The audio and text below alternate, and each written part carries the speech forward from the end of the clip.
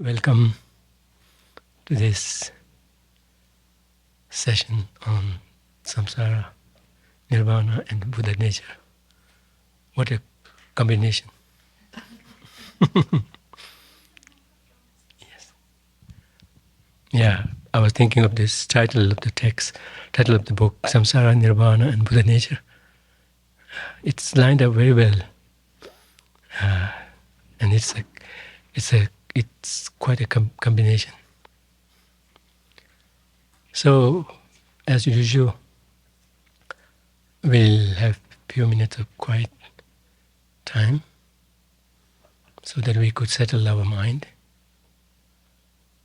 by whatever means that is comfortable to each of you, be that anchoring the mind on the breath or focusing the mind on any particular part of the body, any sensation, any idea, or merely settling into a simple state of openness.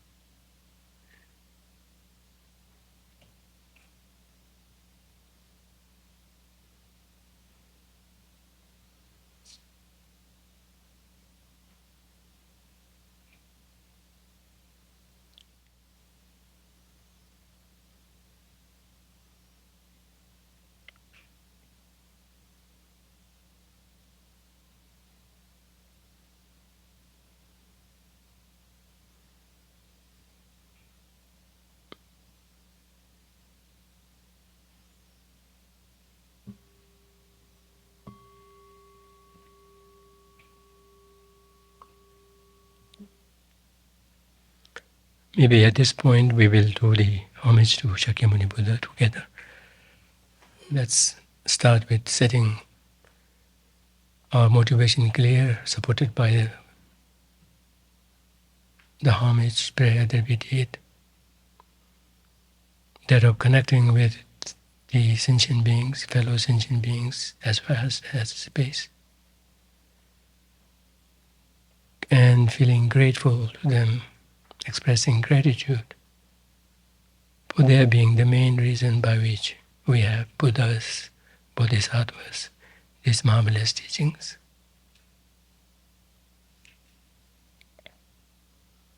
In their own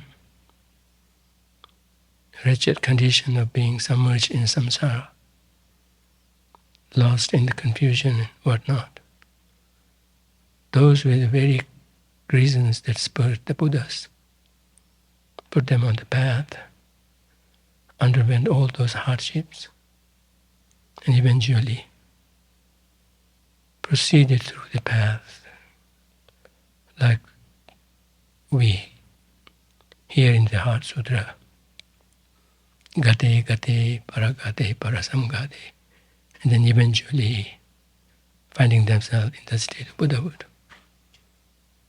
In the words of the Buddhas themselves, they owe their Buddhahood, state of full knowing, state of full freedom, and state of full ability, at least on their part, to be of benefit to sentient beings. They owe that to the sentient beings. And sentient beings are kind in that respect as well as in other ways, be that in this life or in other lifetimes, in so many various ways. In some way, there's no need for the sentient beings to change anything about them in whatever situation, condition they may be, even as wretched as they sometimes can be, being swayed, overwhelmed by afflictions or not.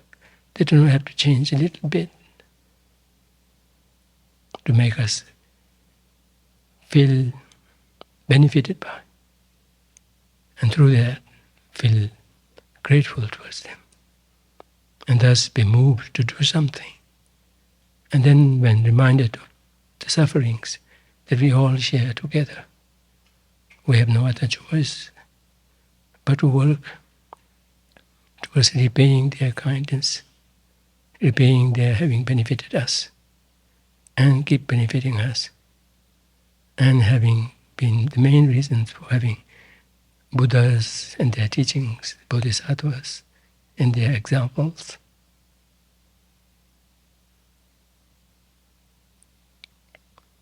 We are left with no other choice, if we are a thinking, sensible people, to be grateful to them and do our utmost to repay their kindness.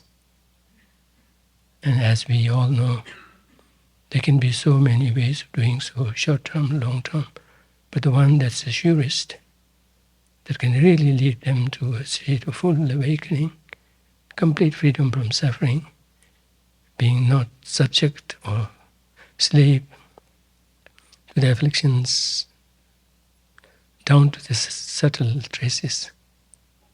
It's by working towards Buddhahood, beginning with generating bodhicitta, through efforts such as this, by making time in listening to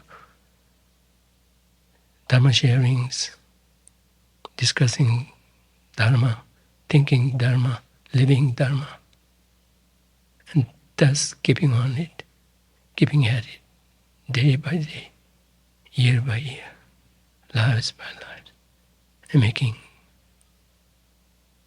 our way, however slow it may be, to eventually to full awakening. While at the same time, with the aid of bodhicitta and the wisdom of understanding emptiness, we would still be continuously be open to benefiting sentient beings. That is such a wonderful path, such a wonderful start, such a wonderful action, proceeding, and such wonderful, beautiful result, which benefits everyone.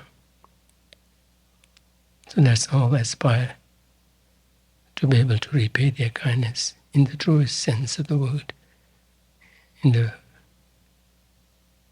best way we can, by achieving full awakening. For their gift of Buddhas and Bodhisattvas and their wonderful teachings to us, that saves us, that makes us sensible, that makes us see ourselves more clearly through our own delusions.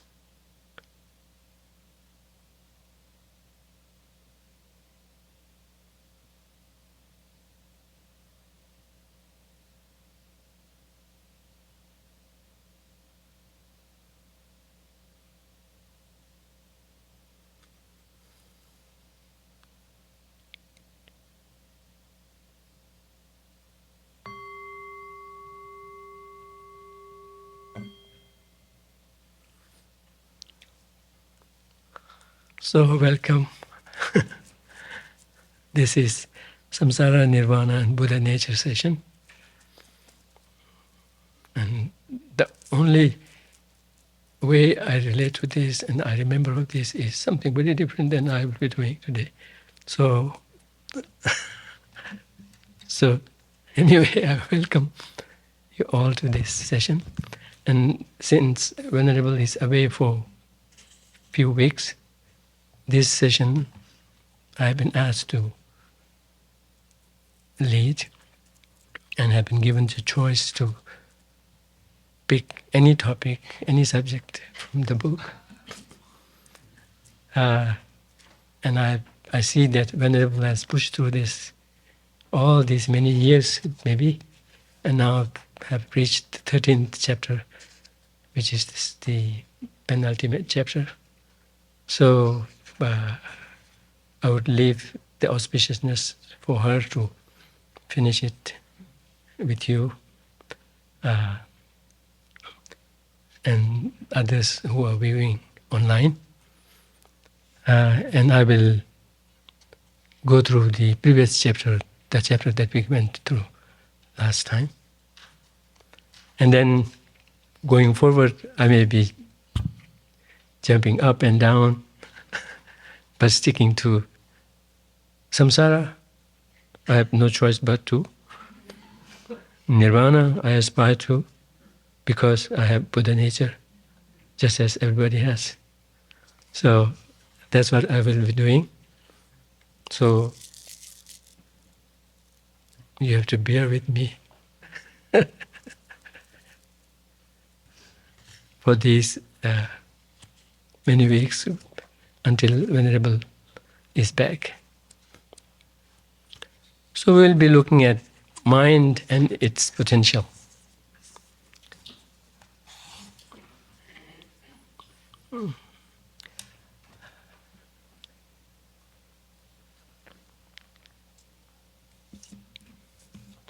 But before we do that, I want to connect to the motivation that I led you through by thanking sentient beings and being grateful for them for their very reason of having made possible the Buddhas, bodhisattvas, and their teachings. This is such a wonderful twist of thinking as well as reality. If it weren't for sentient beings, there would be no Buddhas. There would be no reason for them to strive that hard and endure all that long. But they did and pushed through. They kept on keeping on until they attained a secure place. And then the moving goes more slow, more smoothly. Until then it was very tough.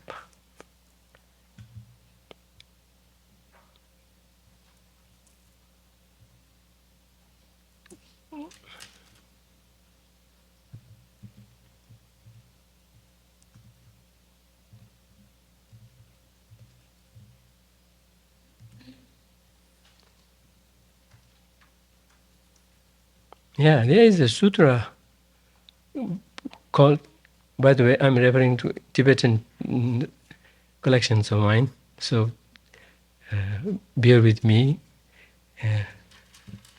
for not having ready English rendition of all things. I'll be making up as I go. I will be translating. There is a sutra called Pace Chubu. I haven't come across in English. I think I did when I was proofreading one of Venerable's books, but I could not find it. There also she has quoted this sutra. It's called Pasa Chulungche Xie Chabe Do, which roughly translates to soda salt water, or water that has salt, soda salt, something like that. A sutra of soda salt, let's call it.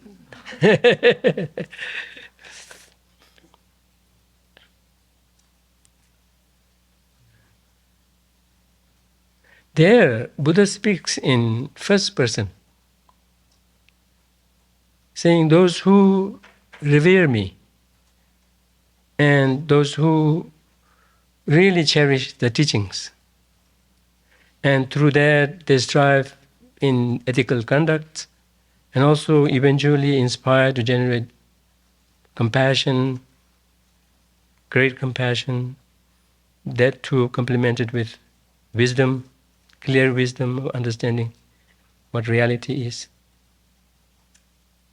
and who engage through these in constantly revering the Buddhas.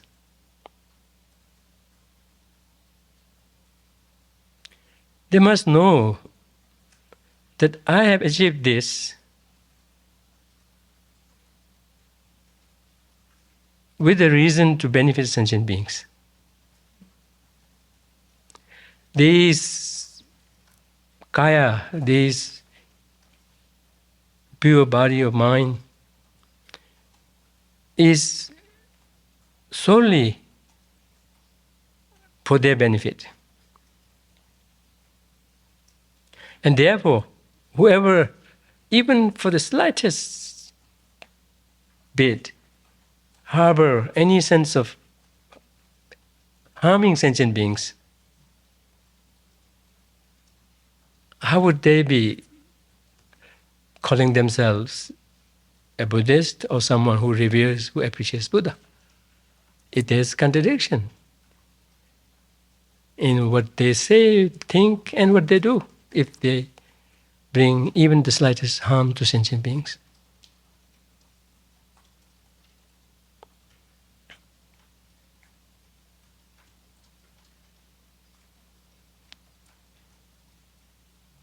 Because I have arisen into what I am now in this body, in this capability, because of sentient beings and for the sentient beings.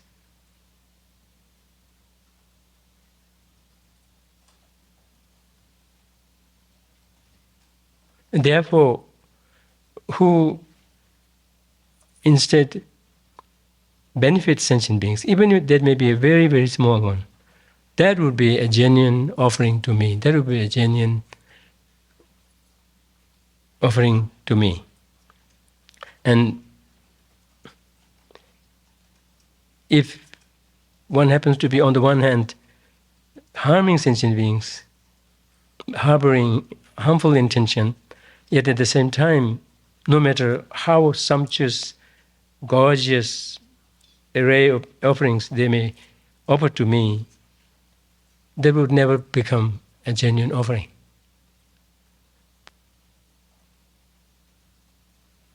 Because of who this is coming from, what they're doing, and how they're earning it, or what they are engaged in with regard to sentient beings.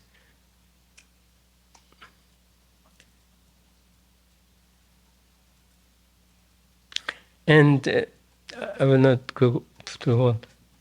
Somewhere down,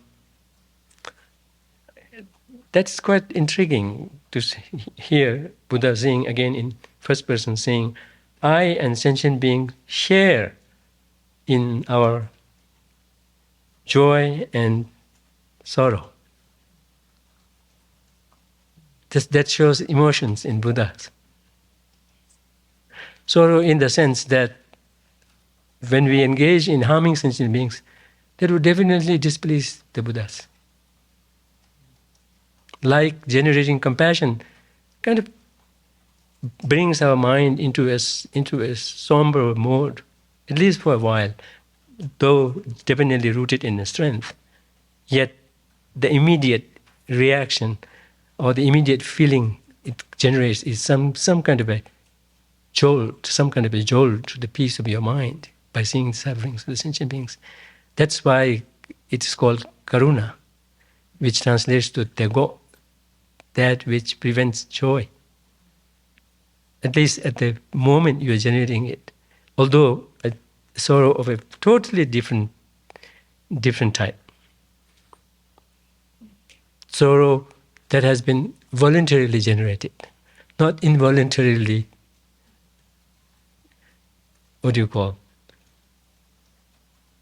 thrown upon. So there he says, I and sentient beings share in joy and sorrow. Nga tang semjen ta ni dewa tang tunge chung debes.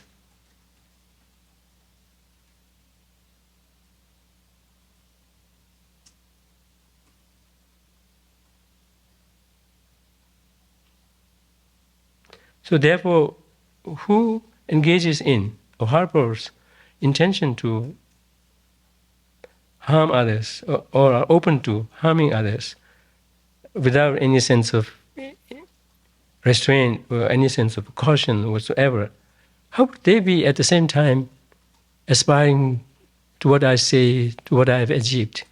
How could that be?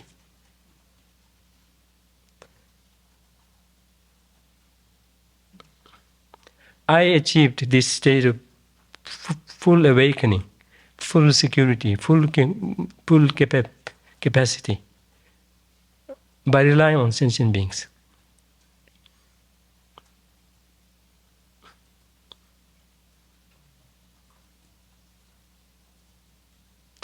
all the activities that I engaged in, all the Buddha deeds that I engaged in, they all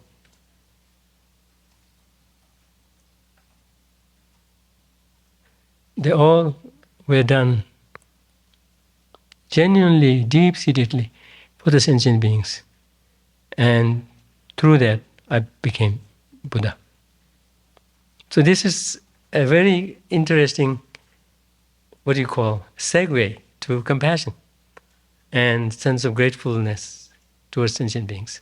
And that really is the reality. There's nothing wrong, no falsity in it.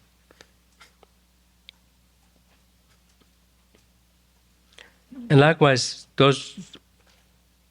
we are all aspiring to become Buddha. That is the only way, by cherishing sentient beings to the best we can. And sometimes, not sometimes, in a way, to a totally radical extent than we can right now imagine. Then the amount of Dharma, at least I cannot say for you, but in case of mine, my practice is more like a luxury practice. In Tibetan we call that jiche, kibeche. Luxury practice, or when you are feeling okay, then you remember Dharma. When you are in distress, then which is when you definitely need Dharma and you totally dispense it and return back 180 degrees back to the old, untamed, unruly guy or girl.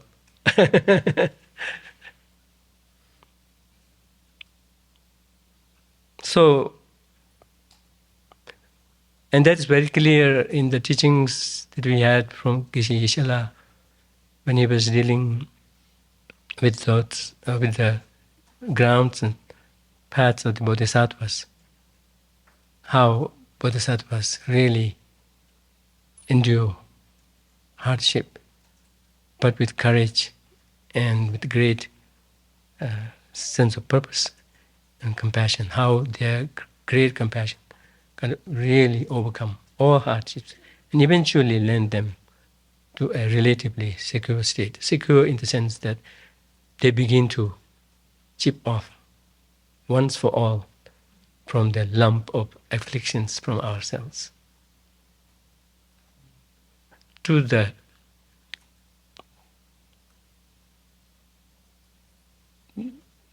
very roots, and then thus they keep going on like that, and eventually realize the awakening they have been so wholeheartedly seeking. But at the same time, in the meantime, they were not hurried, they were not rushed, because they are so settled in their mentality that no matter what, at any given time, in any situation, all I have to do is serve others.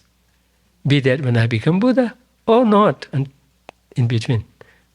The whole purpose is to serve others.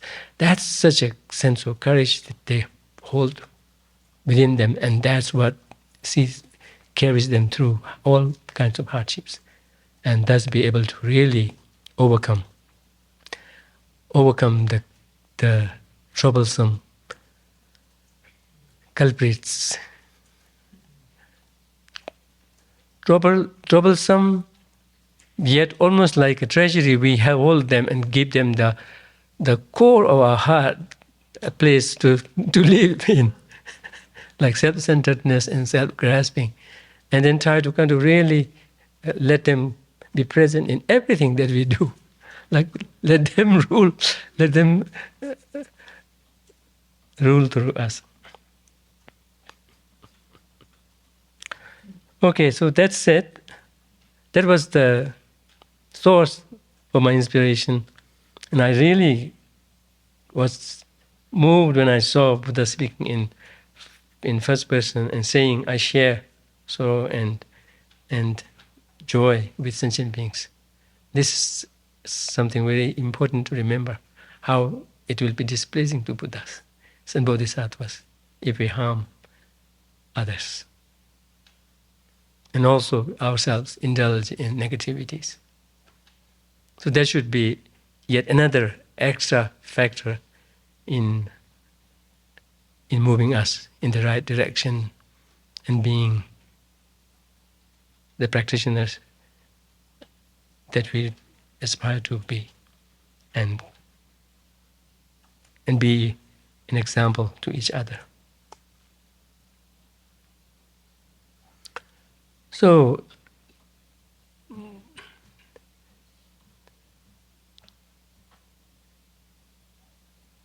that said, we'll return to chapter 12, Mind and its Potential, and we'll be sticking, as Venerable does in this particular chapter, I think mainly to Sutra, not moving into Vajrayana as Vajrayana so much. So here, with regard to the mind's potential, I will again refer to a work, a commentary done by the seventh Dalai Lama. This is my first ever. I recite certain prayers, those were composed by the seventh Dalai Lama. But in terms of a commentary volume that I have studied, this is the first of by the seventh Dalai Lama that I studied, which is a commentary on the sutra that we recite one of the days after lunch, the sutra that we call Wisdom Going Beyond. Yeah.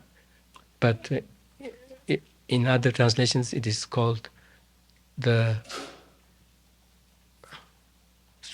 sutra at the hour of death. The sutra at the hour of death. Yeah. And that's the reason why there is this question, how should the bodhisattva's mind be at the time of death? Whereas the time of death is not somewhere far away, any time. So that's why in the commentary, the seventh Dalai Lama says, well, it says at the time of death, but that is any time, all time. Not something waiting there for us to reach eventually, but it could be any time. So more than how should we see their mind to be at the time of death, it's more like what's their mental state like in just any given time. So in any way, from that the commentary, I'll be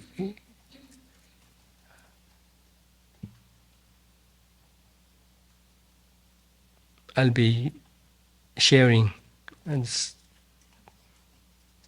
on related topics that we come through as we push through this. So,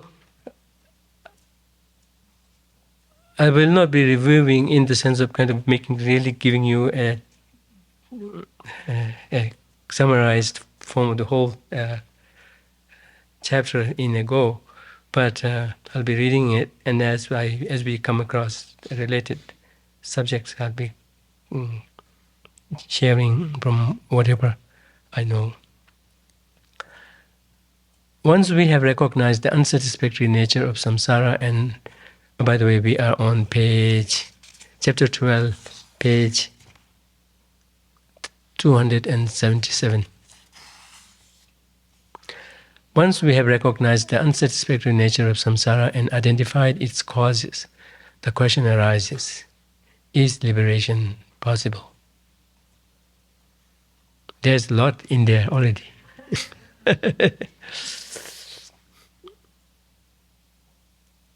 The unsatisfactory nature of samsara is not the superficial unsatisfactory nature and the surface unsatisfactoriness of it, but rather more than that, deeper than that. The very fact of our being slaves to our own afflictions, our bondage to this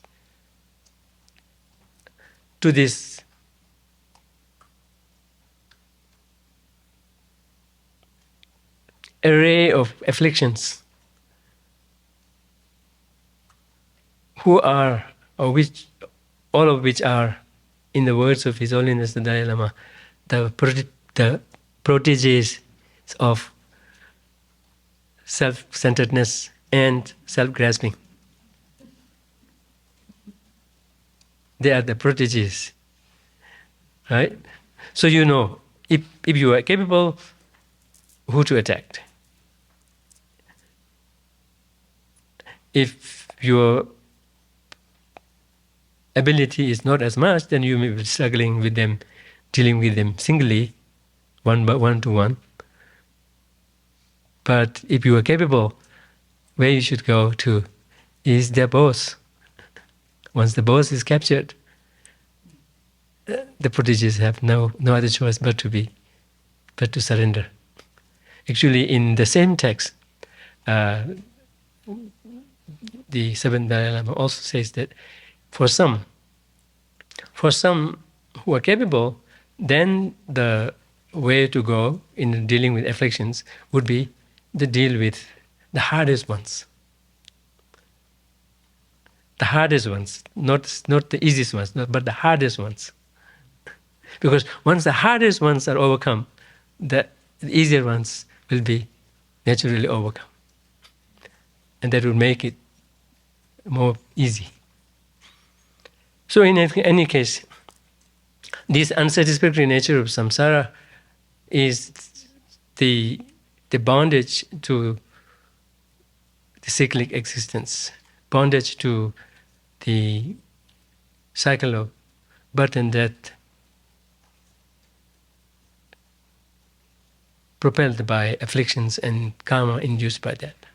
Or, in short, our slavery to the afflictions, rooted in, we may say rooted in self-grasping, but from this prasangika madhyamika point of view, self-grasping itself is counted among the afflictions. So all the rest of them are its proteges, including self-centeredness, although it may be the second in rank, but nonetheless still protege of self-grasping. And self-grasping is quite tricky. It could even come in the company of virtues also, and support them also. Yet, nonetheless, supports only so much, doesn't go that far. It kind of keeps the afflictions, keeps the virtues that it may be existing in check from growing more. So, recognizing unsatisfactory nature of samsara and identifying its causes, that's something we have to really work hard on. Merely repeating what Buddha has said is not enough. And that's the reason why Buddha warned in his own words, saying, don't respect me, don't follow my words out of mere respect, but rather follow them by finding their truth by yourself. That's the only way by which these dharmas will become our dharmas, our own dharmas. And here, with regard to thinking of benefiting sentient beings to whatever extent we can, and if possible, even to the level of achieving full awakening for them, for their sake. It all starts with first seeing for sure, for real, this unsatisfactory nature of what we call samsara. Because without that, we will not be moved by the grievances of the sentient beings in the way it should be. We will still be just merely hovering over the superficial sufferings, and maybe even envying others who are in fact suffering by way of seeing their suffering of change not as suffering, but rather as something admirable. And if that's the case, then there's no choice. We can go even deeper down and see our slavery to the afflictions rooted in the self-grasping. So anyway, supposing that we have recognized it and identified it, then the natural question is, now that I found the cause, could it be overcome? And it is so beautiful in Dhammapada when Buddha explains his experience of attaining Buddhahood, saying, I found the house builder, now you don't need to build the house anymore, right? And I'm free. You don't need to come and build a house for me. The house of samsaric birth and death. Craving has been caught, being the main culprit in the lower in the lower tenets perspective, or in the higher tenets perspective, it will be the ignorance, the craving rooted further into ignorance that has been seen clearly to be the cause for this, for building the samsaric home for us.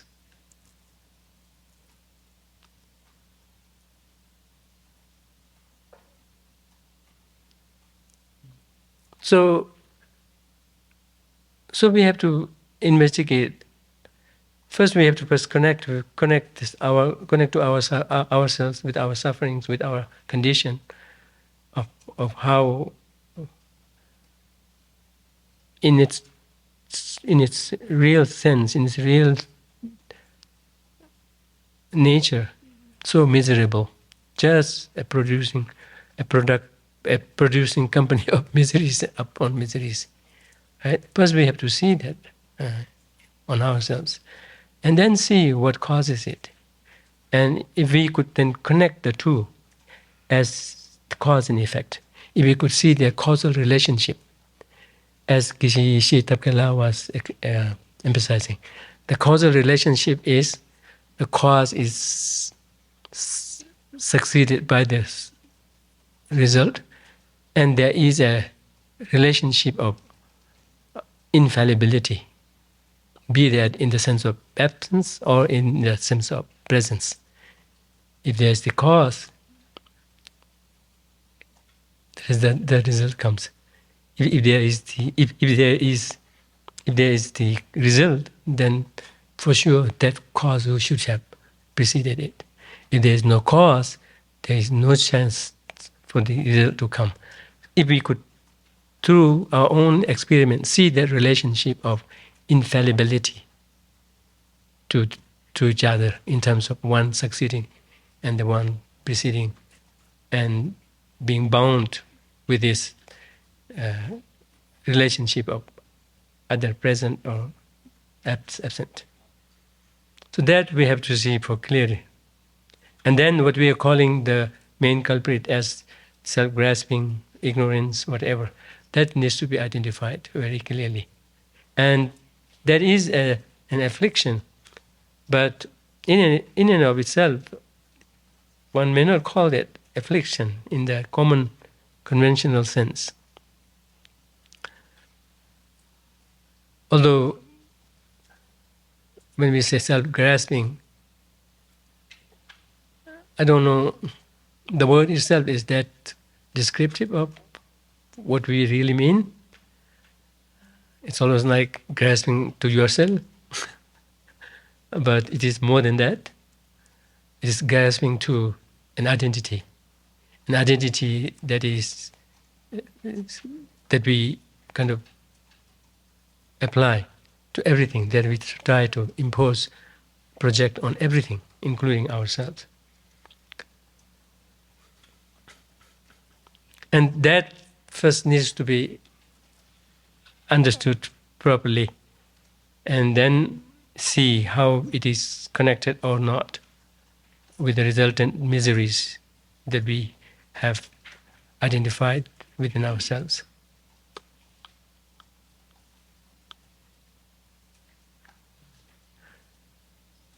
So that's why this affliction, this particular affliction that we are calling self-grasping, and maybe from a bodhisattva perspective, self-cherishing, self-centeredness, self-centeredness, they need to be identified clearly, not in a wishy-washy way, not in a, what do you call, kind of approximate way, but rather very clearly, so that we could make a distinction between self-cherishing and self-centeredness, self-love and self-centeredness, and how it is different from honoring others or cherishing others. What makes one cherishing others? One makes one self-centeredness. How it is different from self-love, self-care, self-concern, as opposed to self-centeredness. That needs to be figured out very clearly in our own experiences, but at the same time, as much relying on authentic sources, if possible, in the words of the Buddha himself.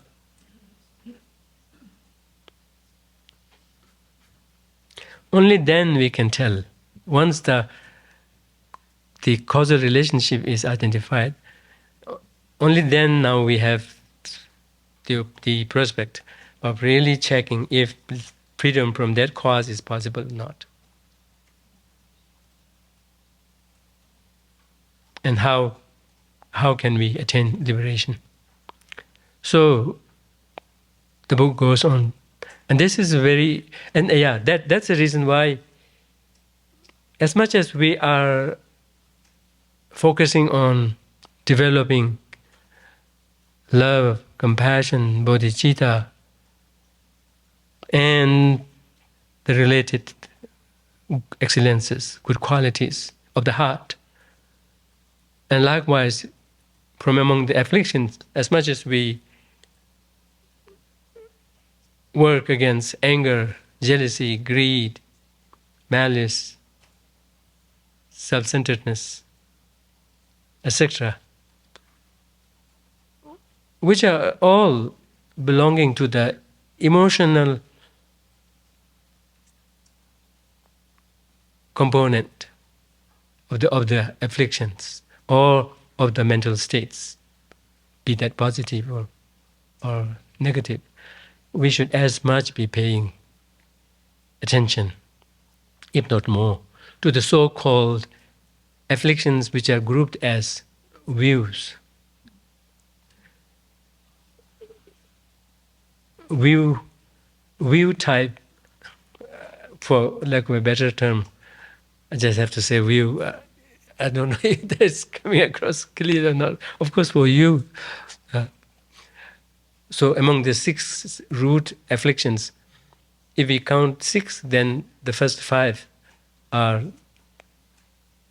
emotions, right? If afflicted emotions, afflicted as they are also emotions. But the 5th, the 6th one, view, so-called view, which has itself divisions, 5 of them, they fall into what we call the view type of afflictions. They are not emotional, but they are harder to tackle, and they are, at least some of them, at least the jikta, the identity, what do we call that? View or personal identity. That together with the other view type afflictions are,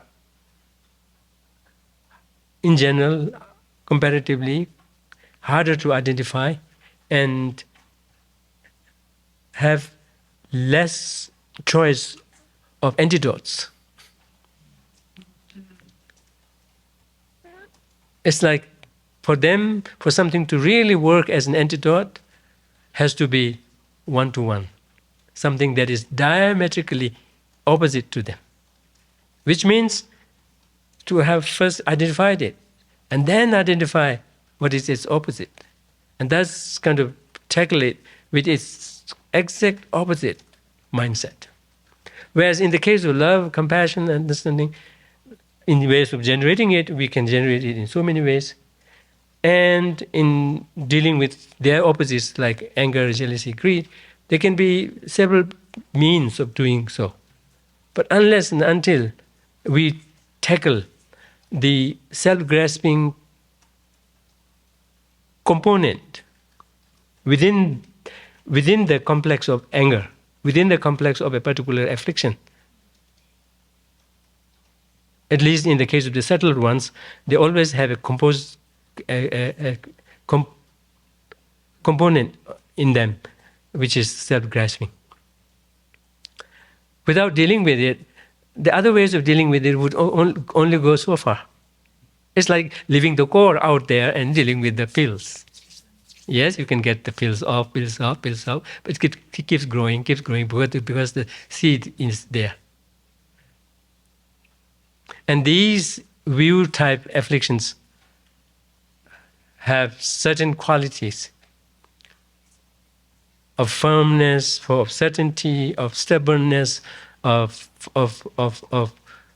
even supported by, or not even supported by, even involving certain kind of intelligence. All of those, that makes it harder to really tackle. And tackling it also leaves us with very limited resources. And unless we tackle them, all our efforts will only go so far. They will never reach to the point of uprooting the afflictions at all. That part we have to really keep in mind, and thus make as much effort and put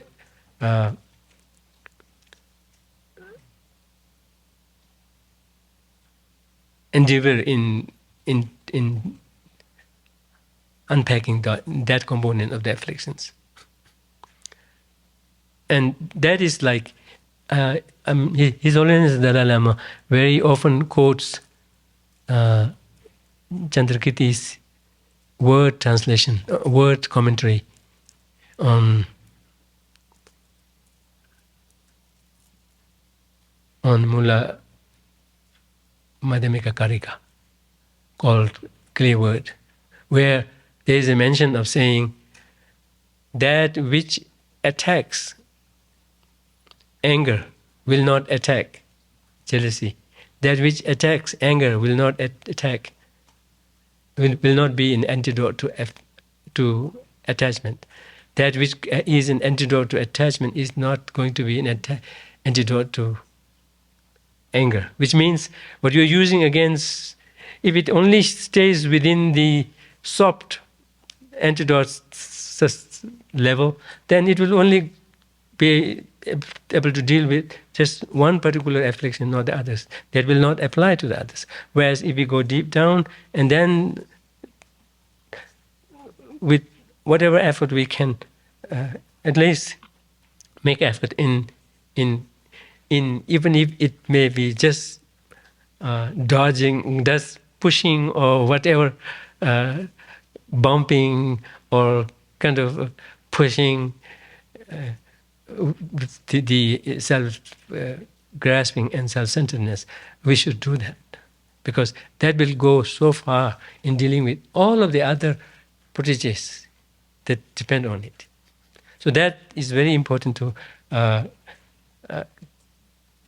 keep in mind. So to answer these, we must understand our mind, which is the basis for samsara and nirvana. So all of these relates to our mind and knowing our mind and its potential.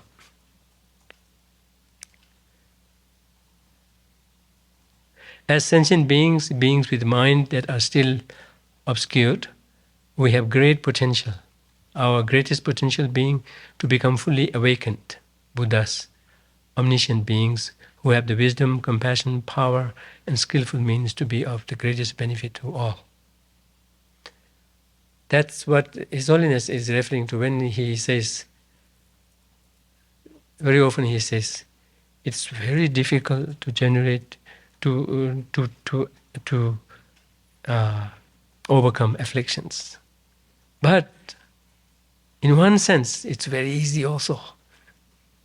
All it takes is just getting the boss, and that's all. Get hold of the boss.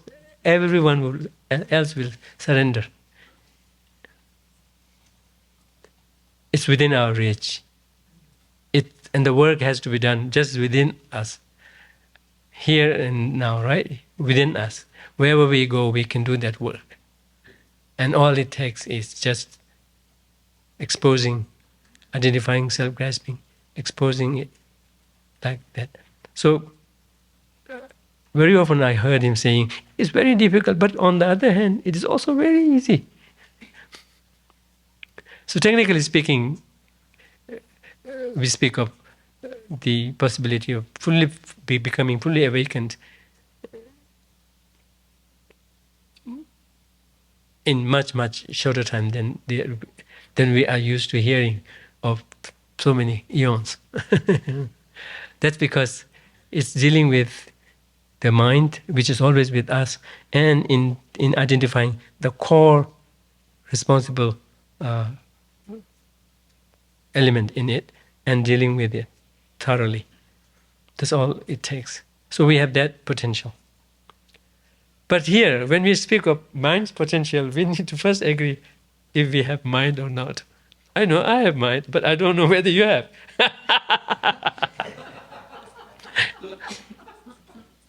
And the same thing you will think.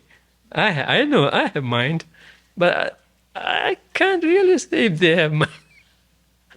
Or maybe not to that radical extent, but that's how, who was that? Kant became his, was it Kant? Descartes, Descartes began his philosophical search. I think, therefore, I am. So that he cannot deny, he could not deny. All the rest he was suspecting.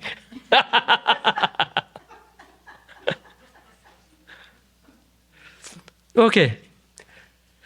And one thing about the mind's potential in terms of being able to achieve all of this is based on the assumption. Let's not jump to say based on the fact, but based on the assumption that the mind's very nature is not diluted, not defiled. As many afflictions as there may be, and how readily available they may be, they are just adventitious parts, removable parts of the mind. In a way, even the afflictions themselves are made of mental, if you will, mental substances or mental elements, and thus all it takes is just clearing the dirt off of it and reveal its purity. So not even getting rid of them. It's not like anger is somewhere here, and when it manifests, it manifests. When it is not manifest, it's somewhere lurking. It always remains as anger. It's not like that. The potential we may have in generating it, but when it subsides in the sense of kind of become dormant, it's not that there's still a lingering form of it somewhere kept. And so with other afflictions. It's the same mind quality, mind substance that kind of out because of that potential takes turn in coming up on the stage.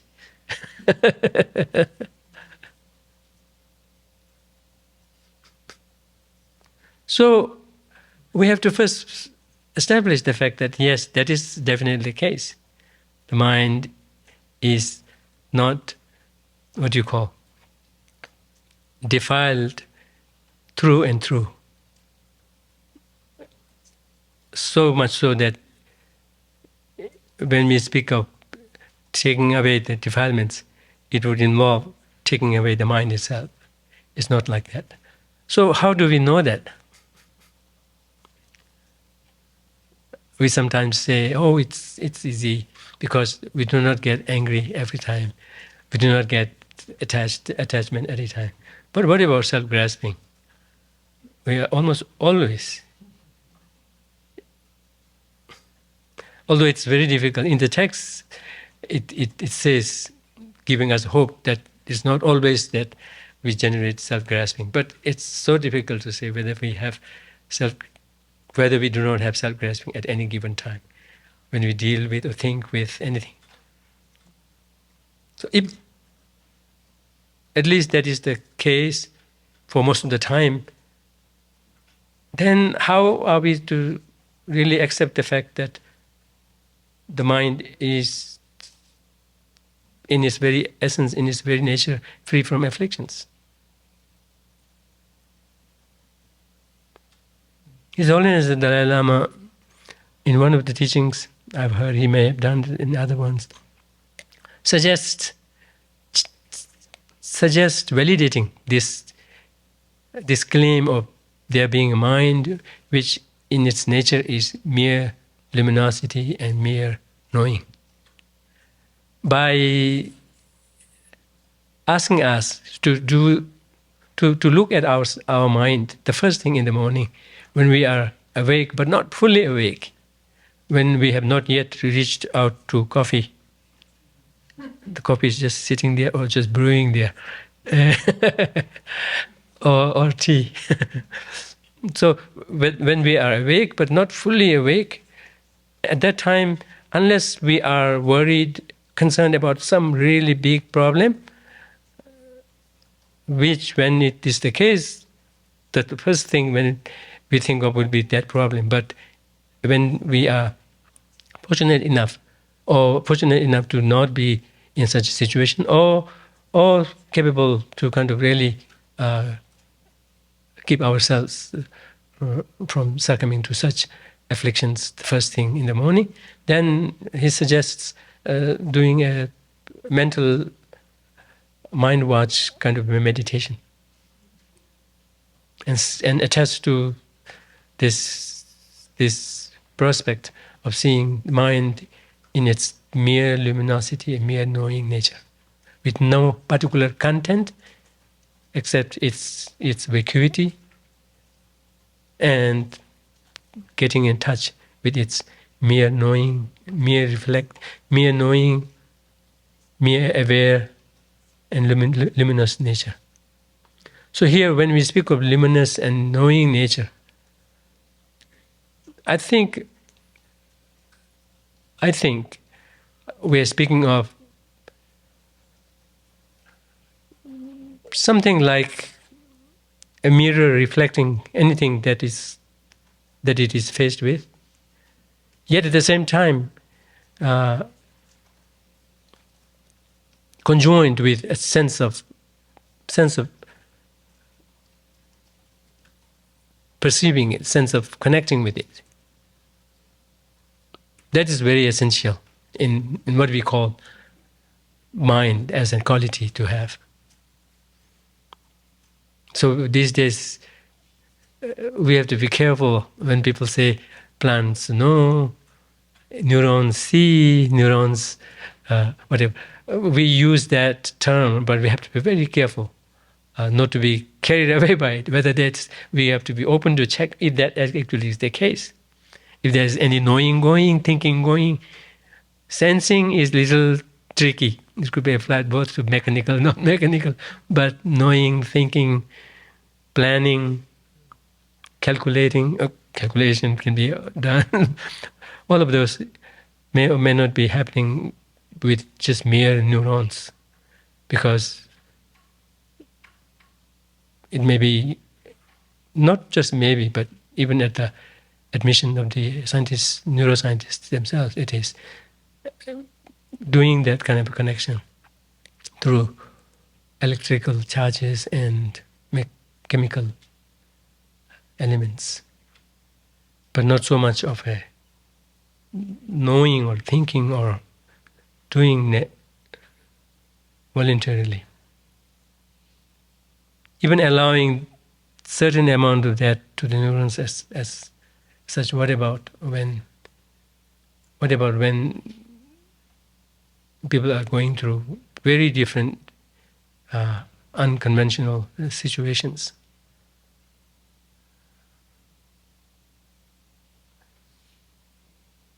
Like being in coma for so long, in some cases years together, and coming out, and happenings in the operation theaters, and the very fact that we have very, very deep-seated different dispositions, despite being born in one family, or even from one single zygote. So that part is very important. That part is very crucial. The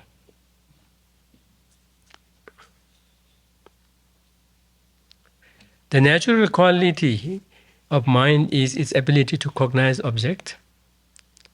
This capacity. So here we say cognize object, which here we are speaking of all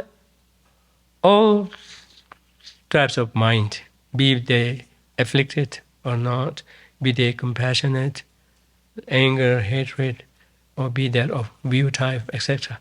They have this ability to cognize object. Cognize object in the sense of not just merely reflecting like in a mirror, but at the same time being able to, or additionally being able to kind of experience it, perceive it, experience it, connect with it with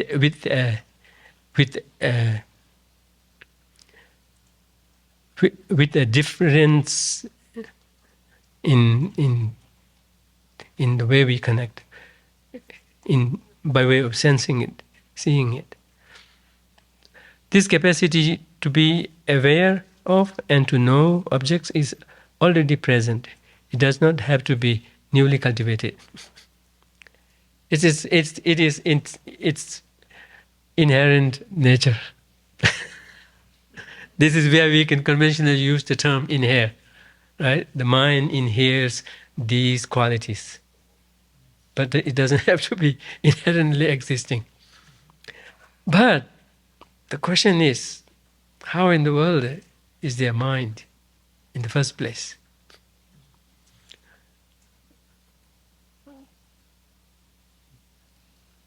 But for now, we don't have to struggle so much about it. We know that we have it, we experience it, and go from there and leave it to another time. Or maybe wait until we become fully awakened. All will be answered. But there are bigger than life questions, like how in the world there is something rather than nothing in the first place. Very often people say, I didn't sign up for this. I just happen to be here, and here I'm subjected to all the afflictions. How unfair.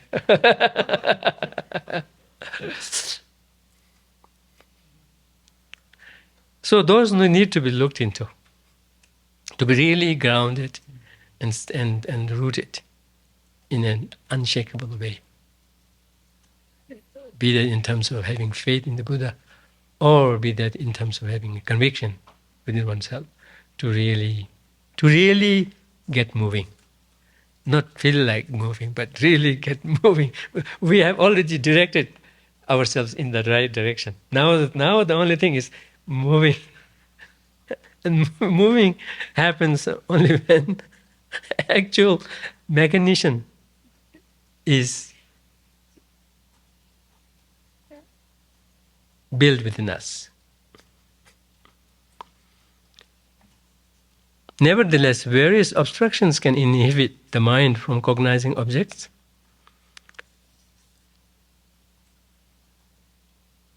When these are eliminated, the mind will have no difficulty knowing all phenomena. So from a Buddhist perspective, particularly from the Prasangika Madhyamika perspective, as it is called, the cognitive obscuration to knowing all. We point to, the Prasangikas ultimately point to the bhaksha, the subtle instincts or traces of the self-grasping. Not even the self-grasping itself. It could have been completely rooted and rendered irreversible, unmanifestable, even from the very roots. But so long as its very subtle trace, like that of onion, right, is remaining, that will come in the way of our becoming fully awakened. Sometimes we have to think about it. Does it have this function of obstructing us from knowing everything? Or even take it a little easier level of seeing whether the grasping itself is keeping us from seeing the reality as it is. First and foremost, we have to see self-grasping is mistaken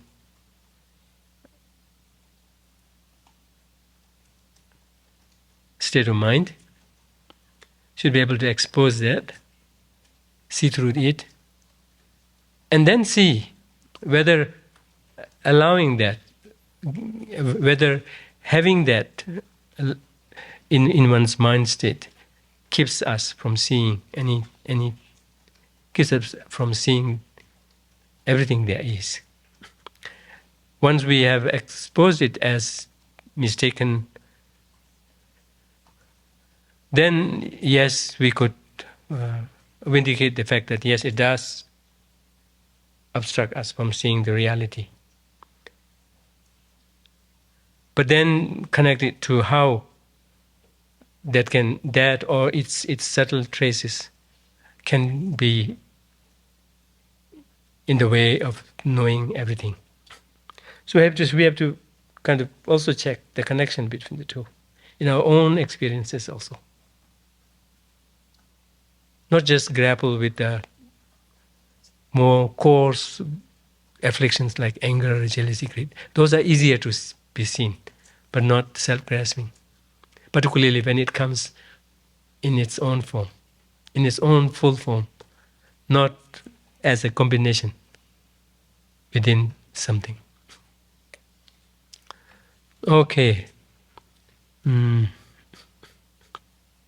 think, okay, let's push through the text a little bit further. Nevertheless, various obstructions can inhibit the mind from cognizing objects. When these are eliminated, the mind will have no difficulty knowing all phenomena. It is not as simple as it may sound here, right? One type of obstruction is physical matter. A wall obstructs us from seeing what is beyond it. When the wall is removed, or when we run to the wall and go around it, our visual consciousness can see what is there. A second obstruction is distance and size. The object is too far away or too small for our cognitive faculties to come in contact with it. To some extent, telescopes, microscopes have helped alleviate this difficulty. In these cases, we can know the object not because the mind has become clearer and better able to apprehend the object, but because the object is brought within the range of our operable cognitive faculties.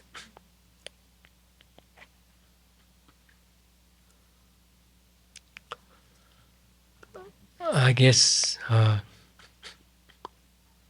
will not rush through it because I have several rounds to make.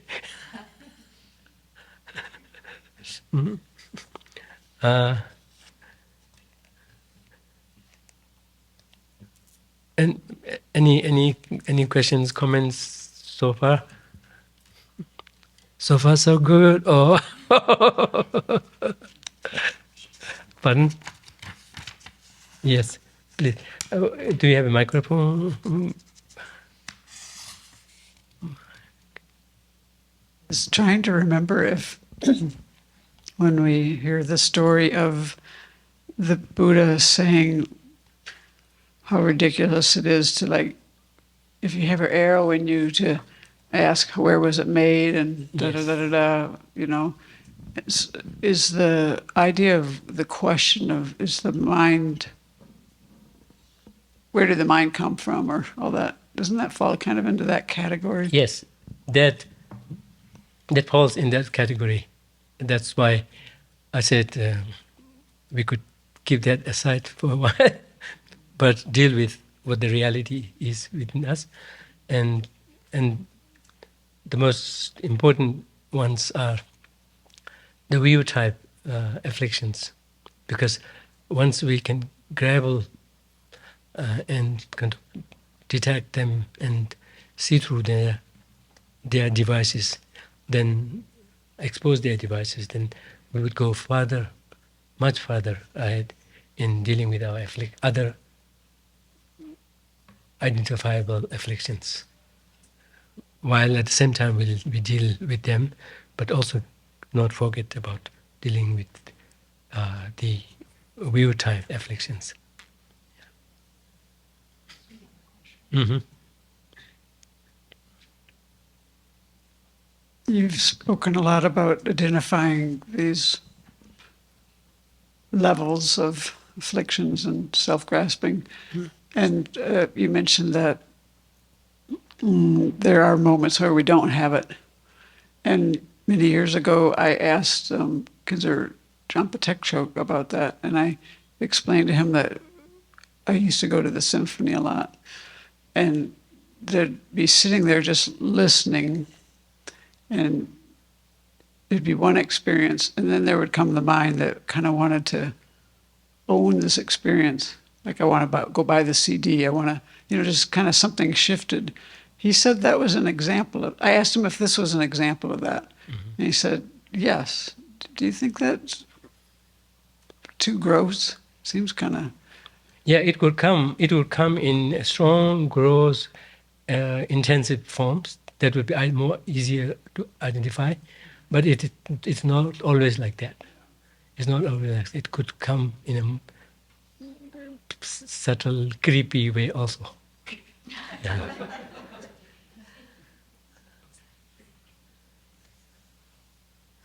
Yeah, but the scriptures claim that yes, there generally can be three types of mind with regard to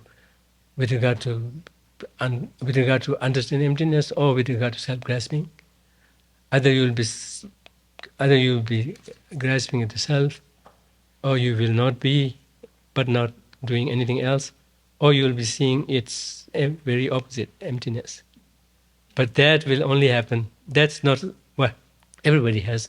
That's when somebody has to work to understand it. Then the third new thing will come. Until then, we will have to deal with only these two.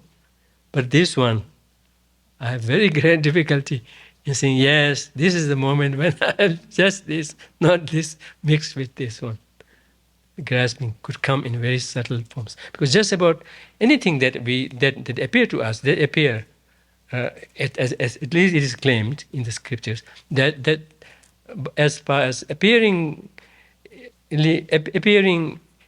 as inherently existent, we cannot help but have it, and that happens until the very last, what do you call?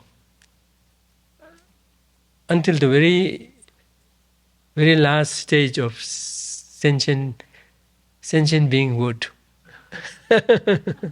Not quite at that very last tip. We would not have completely eliminated it, but we will not we will not have that, and that will be the starting point of not having it.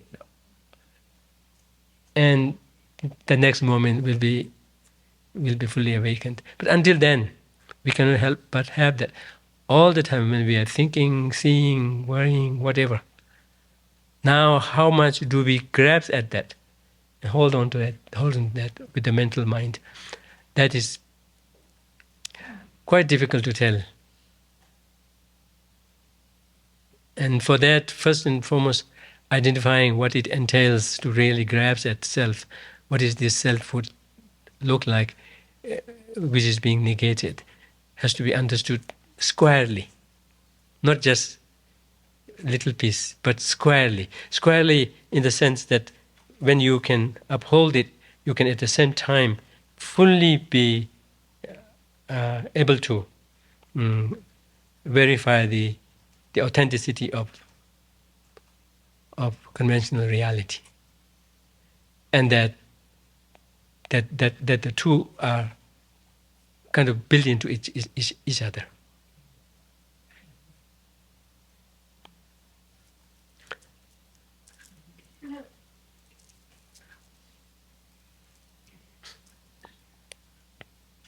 Is that ability to be able to recognize when grasping is happening or not grasping built into some sort of meditative concentration? Is there some, there's so many paths of different ways of meditation to realize it. Is that also taught how to recognize this in the mind, or is it an object or an aspiration of a meditative practice that we could aspire for?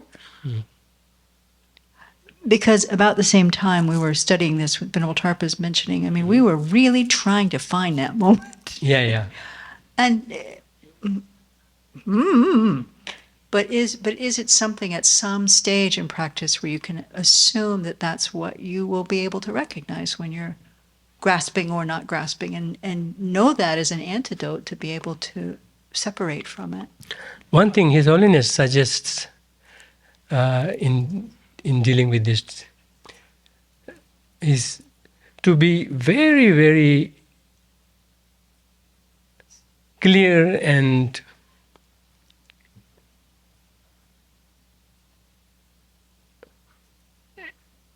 to be very clear and confident in the viability of the conventionalities, the infallibility of causality.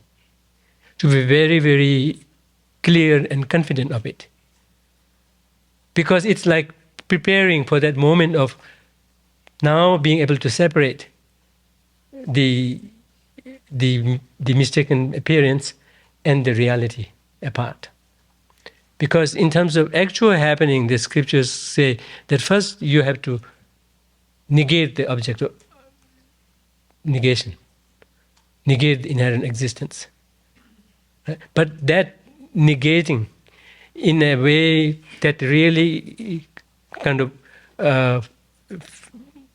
fits the equation would be supported by having ascertained the infallibility and having generated the confidence in the reality of conventional functions. Although that awareness of the realities, conventional realities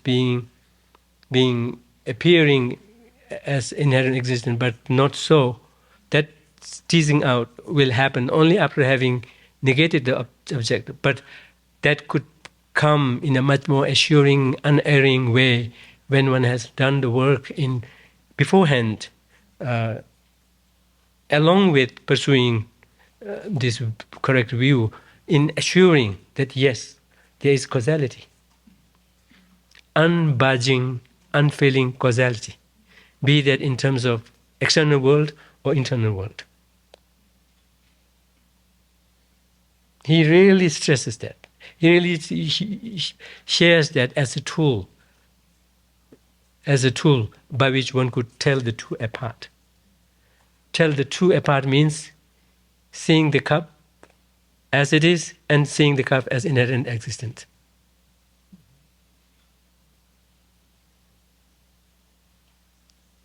As being two things, not just one, lumped together. But more of the inference, Geshe? But, pardon? more of an inference, like deeply conceptually understanding that, or it actually? Oh, no, no, no. All of this boils down to really eventually integrating and then making it into a gut feeling, gut level feeling. Yeah, with regard to just about the unsatisfactory nature of samsara as well as its being its cause, the causal relationship, those all have to be kind of worked on to really feel at the gut level. And so is this thing about causality, in not just in general, but more specifically about the workings of mind, and more particularly our conditions that we are in, to whatever the causes the scriptures point to, and to be able to really link them. Yes, and that it is, and that things are relative not in a cheap sense, in the sense of everything goes, but rather it is kind of linked to specific causes. Why? Remember Geshe Dadul's teaching, right? The causes have to be fulfilling the three criteria, right? Miyuwe kyu, mitabe kyu, miyuwe kyen, mitabe kyen, nube kyen. Right? One has to kind of connect some result to a cause that is deserving of that status by virtue of its being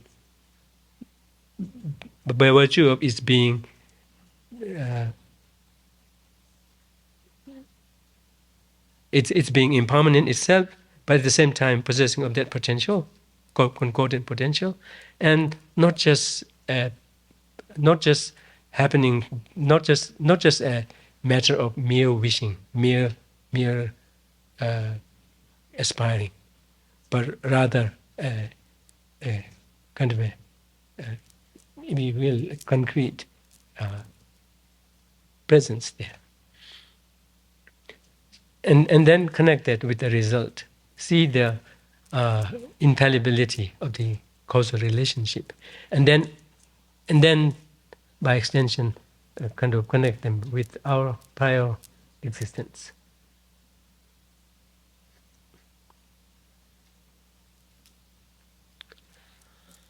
Yes. We might be out of time. Yes. So Yeah. maybe just save it till next time. Okay. I think that should be fine. Are you fine with it? You can. Okay, let's make this the last question, and we'll stop here. Can you explain how does the Buddha have emotions? Because he has great compassion, Okay. and he has bodhicitta, he has love, he has immeasurable love, compassion, all of those. He's the most compassionate one. How does he suffer with, like, how does he and sentient beings Share in joy and suffering. Yeah. Suffering here in the sense that when we do something unbecoming, then it displeases him. It displeases her. That would be an unpleasant feeling, which Buddhas don't have. Well, not in a negative sense. Unpleasant in a way, unpleasant, not involuntarily imposed on them. One, that makes it a very big difference between our unpleasantness and that kind of unpleasantness, because there's a voluntarily. In the Buddha's case, it's a spontaneously, voluntarily taken on to himself. So that kind of unpleasantness has a strength within it, and has no, in a way, what do you call it? Yeah, in a way, it doesn't have all those qualities that we associate with suffering, or we associate it with pain or sorrow. Just a mere disapproval or mere unpleasantness. How wish they didn't do it. Something like that. and goes away. I imagine like that. The Buddhas have unpleasant feeling. Buddhas experience unpleasant feeling. Yeah, I think I can say that, but not the unpleasant that we know of.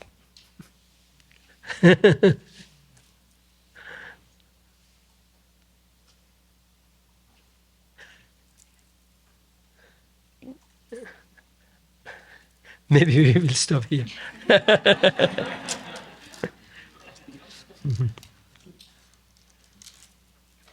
Yes, please.